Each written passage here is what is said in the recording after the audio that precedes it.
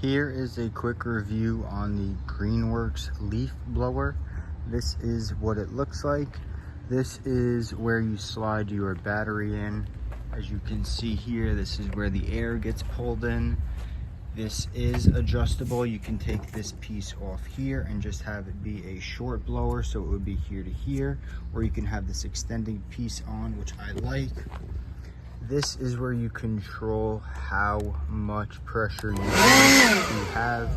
Fully pushed down, it will be on full. The best thing about this is you do not need to hold down any button. It is automatic. I will now demonstrate the noise for you and then show you it pushing some grass. That's low, and that is on high. And now let's move some grass.